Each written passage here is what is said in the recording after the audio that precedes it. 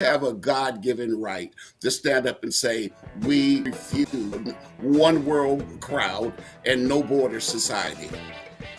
Excellent. Okay, that is it for this segment. We will be back with you after the break. I guarantee you we are going to get to foreign policy, something that is really alarming. So we're going to get back to talk about the Chinese, Ukraine, and Iran after the break. Thank you so much for joining us on Beyond the Beltway. It's 1-800-723-82. Goodbye, bench press. Adios, squat rack. Fare thee well, kettlebell. Hey, Kellen, need a spot? No, Jake from State Farm. I'm just saying goodbye. Going back to school as a work adult doesn't mean you have to sacrifice a high-quality education. Purdue University, a top 10 public university, took its innovative thinking to a new level when it created Purdue University Global for working adults. Discover innovative, practical ways to earn your degree online and advance your career. Purdue Global has already awarded more than 1 million EU. That's Purdue Global 3. That means it could be you, your football buddy, your football buddy. Or you, your best man, your worst man, you, your dog walker, your cat jogger. While 1 in 3 adults has prediabetes, with early diagnosis, prediabetes can be reversed. Take the risk test at doihaveprediabetes.org. That's doihaveprediabetes.org. Wait, did they just say 1 in 3 adults has prediabetes? That's 33.33333% of adults. That means it could be me, my boss, or my boss's boss, or me, my favorite sister, or my other sister. That's 7 members of my 21-person romantic book club. Wait, the 1 in 3 could be me, my karaoke partner Carol, or my karaoke enemy Jeff. I'm gonna take the risk test at doihaveprediabetes.org. Brought to you by the Ad Council and its Prediabetes Awareness Partners. Matthew. Huh? Oh, sorry. It's okay. I just need you to listen to me. I know that a lot of times, Mom, it might not seem like I'm listening to you, but I am. I hear you. And what you say really does matter to me. I mean, let's be honest. No kid likes rules, but I get why we have them. I hear you, and I know it's because you care. All the talks we've had over the years, including what you've told me about not... Want a drink? No thanks, I'm good. So thank you, Dad, for talking and preparing me for what's ahead. Thanks, Mom, and always being my biggest fan. Thank you for letting me know what you expect, so I can try to meet your expectations. Thank you for talking. For more information about talking with your kids about underage use of alcohol and other drugs, visit underagedrinking.samhsa.gov. Welcome back to Beyond the Beltway. This is Jeannie Ives sitting in for Bruce DuMont. It's 1-800-723-8289 is our phone call here. We'd love your calls. Listen, we're going to turn to foreign policy here. It's something that really I didn't think Biden said much about at all. He did mention that the Ukrainian ambassador was sitting there. He said this about China. He said, before I came to office, the story was about you just saw a Chinese balloon take a week. Maritime travel, and to not even mention that they're selling drones that the Russians are using in Ukraine. Drones, by the way, that being looked at by technology that you can buy at Home Depot is just, it's embarrassing. Yeah. And look, this isn't, by the way, the Biden administration's fault entirely. It's several administrations in a row not taking our relationship with China seriously, not having how cheaply you can buy Americans, not Americans.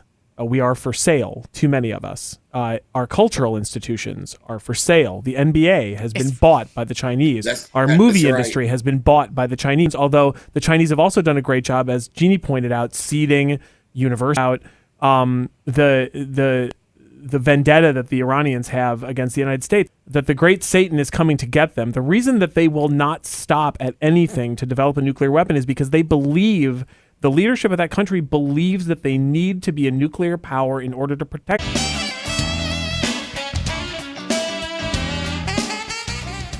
Welcome back to Beyond the Beltway. 1-800-723-8289 is the phone number here. 1-800-723-8289. An update on the score. Turn to the conversation. Caesar, you're a little bit at a disadvantage. We're sitting here. We're happy to do that too. But right now we were going to turn to crime because it's always an issue. and it's an important issue, and it just permeates Tyree Nichols' family, who was at the State of the Union address, and President Biden gave them a shout out. And so we want to turn to that issue. Let's start with you. I mean, you're Tio. You founded Violence Interrupters. Yes. You've been heavily involved in stopping crime in the city of Chicago. So what's your take? What happened in the Tyree Nichols murder? Well, first, I want to say this on behalf of Violence Alleged Interrupters. murder. Alleged murder, right. Stop somebody from taking another person's life. That's what's most important. Those stories are not in the news a lot because we stopped the crime. Officers beat the man to death, right? And so I noticed that there was not as much outrage. Now, if it had been 5 white officers, they would have been tearing the whole city up. But don't get me wrong, I've stood up against excessive. I think it was some black-on-black hatred going on, personally. Because for them black officers to go there and beat that man to death, he was not driving recklessly. He was not a bad. His mother even said, a lot of people say their kids are good kids. She said her son was a solid young man. Black hatred, I've never actually heard of Now, the term black-on-black hatred. Yeah. I've never actually heard of that that Caesar term. know what I'm talking about because the things we hurt each other on the parents, you got to eat. Order Jersey Mike's subs on our mobile app and get delivery right to your home or pick up from your Cleaning up the air we breathe. More. Visit the forest today and enjoy all it does just for you. To learn more about the forest and find one near you, go to discovertheforest.org. Brought to you by the U.S. Forest Service and the Ad Council. To a great mathematician or an entrepreneur. Her knowledge in 1,000 pieces just by giving her a big mom.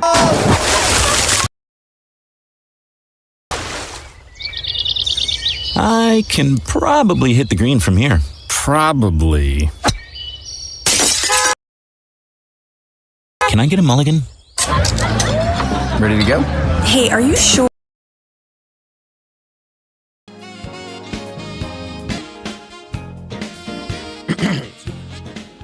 Okay, welcome back to the program. This is Harry, or you're talking about education. The expert class has failed.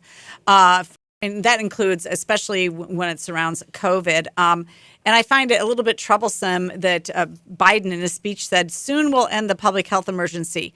For most of us, we ended the public health emergency 3 months after they first declared a public health emergency. I mean, I thought, just as a layperson, it was pretty obvious who was most affected by COVID and what the procedures were. And then, very early in this protection, and masks don't work. That came out very early, and then just has failed us. And now the latest revelation is that even Fauci admits that the mRNA vaccines don't necessarily work. The emergency, because they were holding on to that government power. They drowned out any voices that spoke differently about that. Even the Great Barrington Declaration and other things that came out, they say, hold on, wait a minute, there's another side to this. Take the vaccine, you won't get sick. Yet people are taking it, are getting sick. And then consequences for other fields, but it's already had negative consequences for things like established vaccines that we know work against smallpox and things like that. We have smallpox making comebacks in places because now that people are not sure about the COVID vaccine, they're questioning the validity of other vaccines. Once you believe that you've been lied to by one segment of expertise of the expert class, you start to question what you hear from other segments of it, sometimes reasonably, but sometimes not. And so we're going to be dealing for the next century probably with the lies that we were told by the public health sector, by Anthony Fauci, who has admitted that he lied in order to get the American people to behave a particular way. Well, you can't do that. And when government officials do that, it makes everybody question everything they ever hear from the government. It's a complete disaster, and it'll be with us for another century.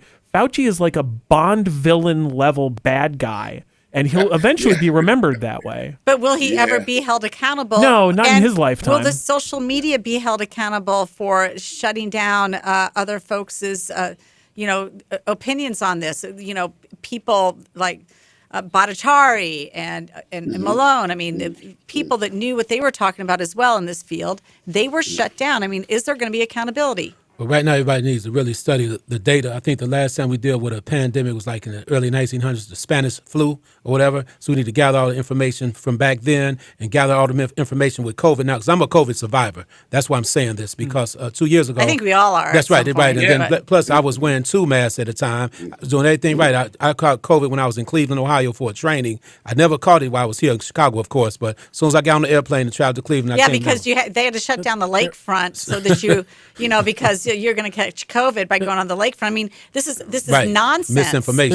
There's no accountability. Yes. There's No, no no accountability accountability. for anyone. The voters haven't held the elected officials who persecuted us for years accountable. We still have a state of emergency in Illinois? Yes, we do. Yeah, We're following the federal state of emergency. Why? Because it's all about the money. He just wants Absolutely the absurd. Medicaid rolls to stay expanded for as long as Absolutely possible. absurd. It's And was just reelected. I mean, we're never going to hold Hey, the how people about the who need to be $100 held billion accountable. in fraudulent unemployment claims over COVID? Wow. When do we get our money back?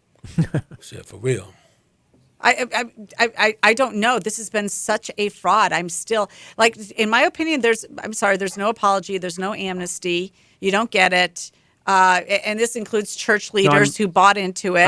What did you do with your synagogue? I'm with Jesse Kelly on this. That anybody who that the first thing I ask from elected officials from now on is, what did you do on COVID, and have you apologized yet for what you did? So the people anybody who shut down their state, which is pretty much everybody but Kristi Noem, even Ron DeSantis, who I really like,